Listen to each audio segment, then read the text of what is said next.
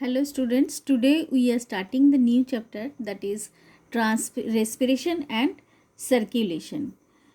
Respiration and circulation chapter में सबसे पहले जो सर्कुलेशन रेस्पिरेशन पार्ट है, रेस्पिरेशन पार्ट को हम स्टार्ट करने जा रहे हैं. First of all, what is respiration? Respiration is a biochemical process of oxidation of organic compounds in an orderly manner.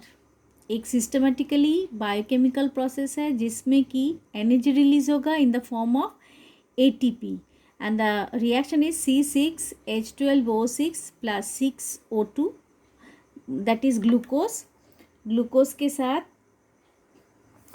6 molecule oxygen add होकर 6 मॉलिक्यूल कार्बन डाइऑक्साइड प्रोड्यूस होता है, उसके साथ 6 मॉलिक्यूल वाटर और फिर 38 ATP, that is energy, 38 ATP. For this, the process of gaseous exchange takes place between the organisms and the environment.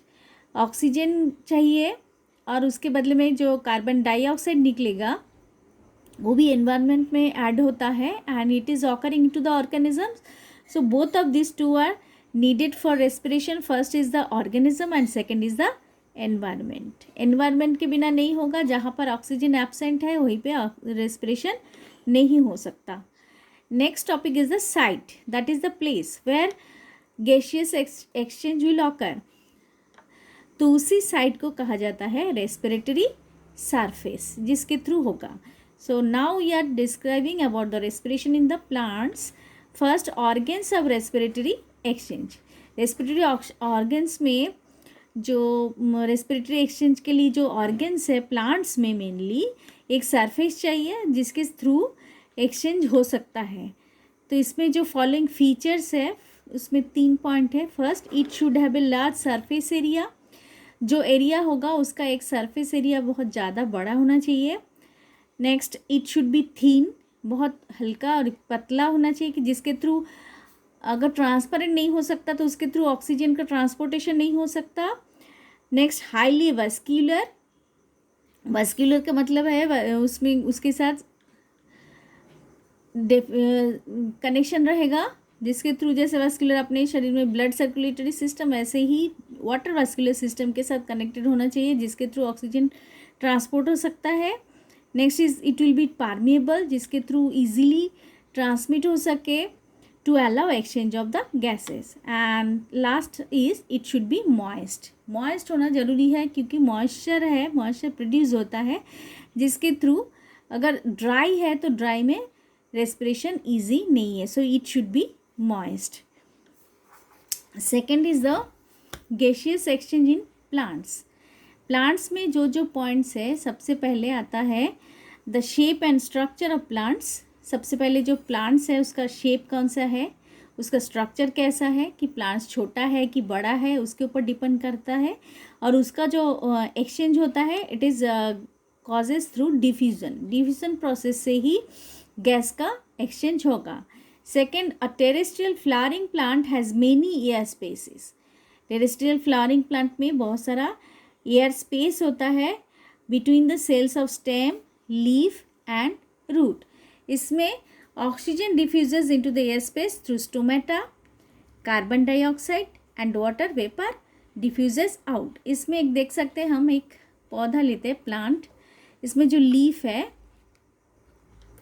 एक leaf का देख रहे हो, ये जो उसका जो वेनेशन है पीछे मिड रिब, ये तो अपर साइड है और ये लोअर साइड. लोअर साइड पे ये जो उसका वेन्स दिख रहा है, दिस आर द वेन्स जिसके थ्रू उसका वाटर ट्रांसमिशन होता है, ये भी सब वेन्स. और उसको अगर हम माइक्रोस्कोप के नीचे देखते हैं तो उसके अंदर हम स्टोमेटा देख सकते हैं. तो ऐसे भी पास आओ, देखो बहुत सारा फाइन उसका इंटरवेनस जो कनेक्शन है वाटर का वो दिख रहा है कैमरे में. और फिर और पास देखें तो इसके अंदर रहता है stomata, that is the opening, and उसी स्टोमेटा के थ्रू ट्रांसपिरेशन होता है, दैट इज़ और एक्सचेंज ऑफ गैसेस भी होता है. रेस्पिरेशन होने का जो oxygen will enter into the plants and carbon dioxide will come out from this passage. इसमें स्टोमेटा इस एक एक आप जाली में बारीकी से देखो तो देखो अपनी ये फाइन जाली दिख रहा है। इसी एक एक जो थ्रेड लाइक स्ट्रक्चर्स दिख रहा है और थ्रेड लाइक स्ट्रक्चर के बीच में अगर हम एक पील्स को निकाल के, जैसे हमने 11th में प्रैक्टिकल में किए थे, पील्स को निकाल के स्टोमेटा का स्ट्रक्चर्स देखे थे, तो उसी स्टोमेटा में ये एक्सचेंज ऑफ गैसेस ऑकर होता है। और एक दूसरा लीफ दिखाते हैं आपको, ये देखो, ये लीफ, इसमें भी सेम है, इसका स्ट्रक्चर कुछ अलग है। Ribs, this is mid rib, और ये ब्रांचेस है रिब्स का, और पास में आए और पास आए, उसमें वेनेशन दिखने लगे, और उसके अंदर से इसी एरिया में आपको स्टोमेटा रहेगा जिसके थ्रू एक्सचेंज ऑफ गैसेस होगा। अगर स्टोमेटा को डायग्राम में आप देखो, आपके बुक में भी है, इसमें देखो डायग्राम स्टोमेटा का, ये जो लीफ है, लीफ के एक पोर्शंस को लेके एक स्टोमेटा दिखते हैं, दैट इज़ द ओपनिंग जिसके थ्रू एक्सचेंज ऑफ गैसेस होता है।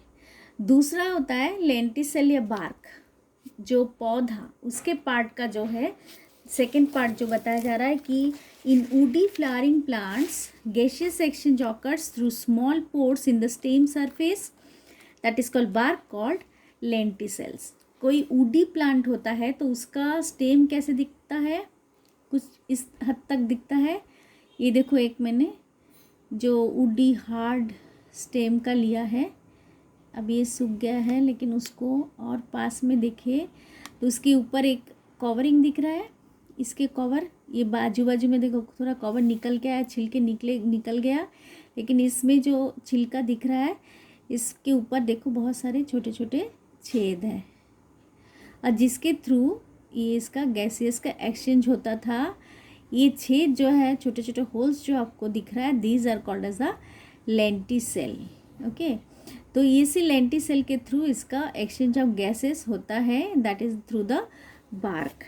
तो इसमें बुक में जो डायग्राम आपको दिया है, लेंटिसेल्स और बार्क, ये दोनों को मिलाओ, आप देखो इसमें क्लियर आपको दिख रहा है practical, lenticels and bark, clear. So that is all about the respiration in plants। okay।